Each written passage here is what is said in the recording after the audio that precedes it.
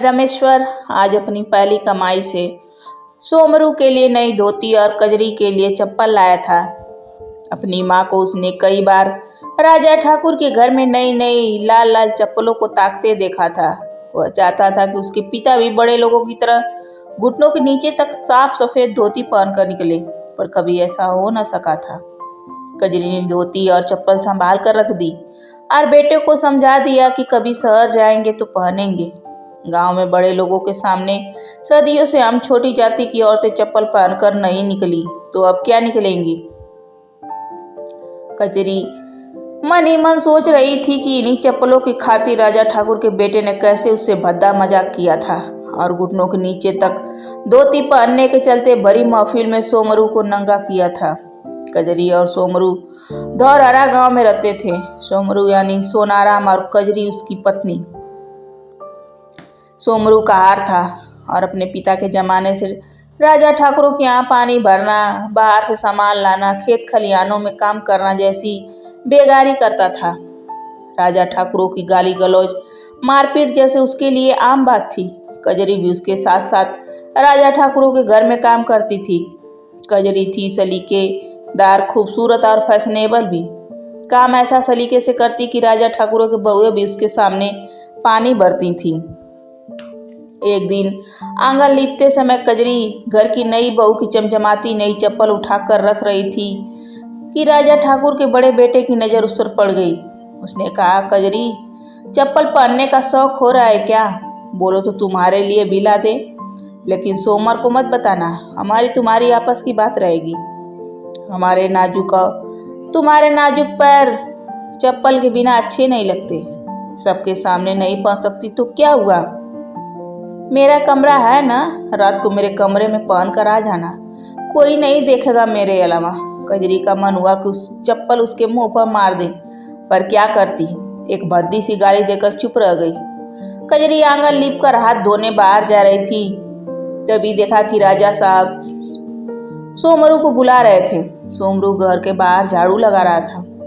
राजा ठाकुर भरी महफिल में के सामने गरजे, अबे सोमू, बहुत चर्बी चढ़ गई है तुझे। कई दिन से देख रहा हूँ तेरी धोती घुटनों के नीचे होती जा रही है। राजा बनने का इरादा है क्या? जो काम तुम्हारे बाप दादा ने नहीं किया तुम करने की जुर्रत कर रहे हो। लगता है जोरू कुछ ज्यादा ही घी पिला रही है। और राजा साहब ने सबके सामने उसकी धोती खोलकर फेंक दी। भरी सभा में यह सब देखकर लोग जोर जोर से हंसने लगे। एक गरीब आदमी सबके सामने नंगा हो गया था। सोमरू तो जैसे काठ मार गया। सोमरू इधर उधर देख रहा था कि कहीं कजरी उसे देख तो नहीं रही। दरवाजे के पीछे खड़ी कजरी को उसने देख लिया। वह जमीन में गड़ गया। कजरी दरवाजे की ओर से सब देख रही थी। शरीर जैसे जम गया था। वह जिंदा लाश की तरह खड़ी थी। कजरी और सोमरू एक दूसरे से नजरें नहीं मिला पा रहे थे। आखिर क्या कहते, कैसे दिलासा देते? दोनों अंदर ही अंदर छटपटा रहे थे। कजरी ने सोमरू की थाली जरूर लगाई, पर वह रात भर वैसी ही पड़ी रही। दोनों पानी पीकर लेट गए, पर नींद किसकी आंखों में थी। उनका दर्द इतना साझा था कि बांटने की जरूरत न थी। कजरी का दर्द पिघल पिघल कर उसकी आंखों से बह रहा था, पर सोमरू, वह तो पत्थर की मानित पड़ा था। कजरी के सामने बार बार अपने पति का भरी सभा में बेइज्जत किया जाना कौध जाता था, और सोमरी को कजरी की बड़बड़ाई आंखें नहीं भूल रही थी। कजरी ने जमुनिया ताल के किनारे कजरी एक दिन बर्तन धो रही थी। सोमरू भी वहीं बैठा था। उस दिन सोमरू ने अपने मन की बात कजरी को बताई। बुढ़ापा आ गया है कजरी, पर मन की एक हुलस आज तक पूरी न कर पाया। चाहता था कि कस्बे में चल रहे मेले में दोनों जन घूम आए। सोमरू एक बार उसे चप्पल पहनने देखना चाहता था, जैसे नई ठकुराइन अपने ब्याह में पहन कर आई थी। रमेश्वर कितने प्यार से लाया था अपनी पहली कमाई से, पर इस गांव में यह इच्छा पूरी न हो सकी। जिंदगी बीत गई। अब जाने कितने दिन बचे हैं। एक बार मेला भी देख ले, कितना सुना है उसके बारे में। यह इच्छा पूरी हो जाए, फिर चाहे मौत ही क्यों ना आ जाए, शिकायत न होगी। कजरी को लगा कि सोमर का दिमाग खिसक गया है। यह कोई उम्र है चप्पल पहनकर घूमने की? सारी जिंदगी नंगे पैर बीत गई। जब उम्र थी तब तो कभी कहा नहीं कि चलो घूम आए, अब बुढ़ापे में घूमने जाएंगे। उस समय तो कजरी ने कुछ नहीं कहा, पर कहीं न कहीं सोमरू ने उसकी दबी इच्छा जगा दी थी। रात में कजरी सोमरू को खाना खिलाते समय बोली, कहते तो तुम ठीक ही हो, जिंदगी भर कमाया और इस पापी पेट के हवाले किया। कुछ पैसा जोड़ कर रखे थे कि अब बीमारी में काम आएगा, पर लगता है कि अब थोड़ा हम अपने लिए भी जी लें। खाना कमाना तो मरते दम तक चलता ही रहेगा, पेट ने कभी बैठने दिया इंसान को भला। दोनों ने अगले महीने ही गांव से 150 किलोमीटर दूर ओरछा के मेले में जाने की योजना बनाई। पूरे महीने दोनों तैयारी करते रहे, पैसा इकट्ठा किया, कपड़े लत्ते संभाले, गांव वालों को बताया, बेटों को बताया, नाते रिश्तेदारों को खबर की कि कोई साथ में जाना चाहे तो उसके साथ चले। आखिर कोई संगी साथी मिल जाएगा तो भला ही होगा। जाने कितने दिन भी आ गया पर कोई तैयार न हुआ। गांव से 4 किलोमीटर पैदल जाकर एक कस्बा था जहां से ओरछा के लिए सीधी ट्रेन जाती थी। दोनों बूढ़ा बूढ़ी भोर में ही गांव से पैदल चल दिए। स्टेशन पर पहुंचते पहुंचते सूरज भी सिर पर आ गया था। 11 बजे दोनों ट्रेनों में खुशी खुशी बैठ गए। आखिर बरसों की साथ पूरी होने जा रही थी। कजरी घर से ही खाना बना कर लाई थी। दोनों ने खाना खाया और बाहर का नज़ारा देखते देखते जाने कब सफ़र पूरा हो गया पता ही नहीं चला। रात में दोनों ने एक धर्मशाला के बाहर ही सो गए। अगले दिन सुबह मेले में शामिल हुए। पूरा दिन वहीं गुजारा। कजरी ने एक साथ इतनी दुकानें कभी न देखी थी। हर दुकान के सामने खड़ी होकर वह वहाँ रखे चमचमाते सामान को देखती और अपनी गांठ में बंधे रुपयों पर हाथ फेरती।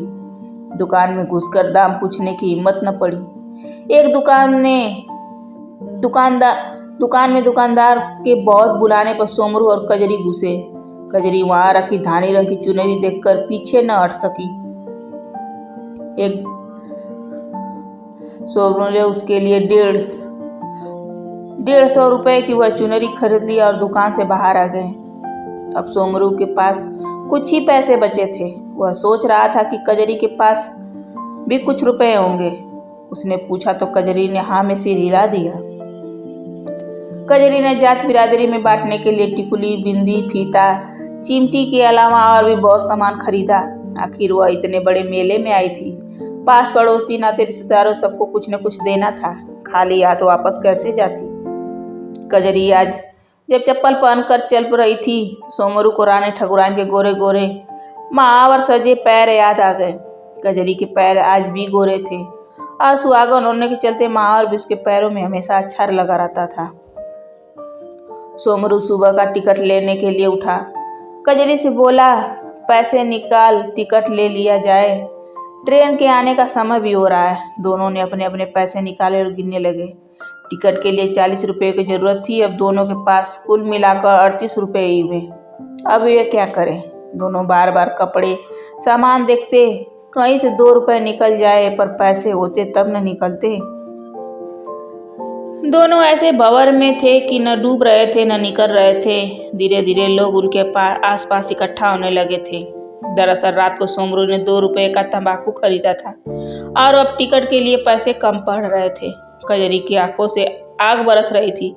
उसने सोमरू को गुस्से में कहा, अब क्या करोगे। टिकट के लिए पैसे कम पड़ गए, अब घर क्या उड़कर जाएंगे। तुम्हारी तंबाकू लत ने। बेचारा सोमू क्या करे। जिस दर्द को पूरी जिंदगी ढोता रहा, उसने आज इतनी दूर आकर भी उसका पीछा नहीं छोड़ा था। कभी अपने आसपास लगी भीड़ को देखता तो कभी अपनी बूढ़ी पत्नी को। सोमरू का मन पछतावे से इस तरह छटपटा रहा था जैसे वह पूरे समाज के सामने चोरी करता पकड़ा गया हो। आज फिर 2 रुपये ने सबके सामने उसे नंगा कर दिया था।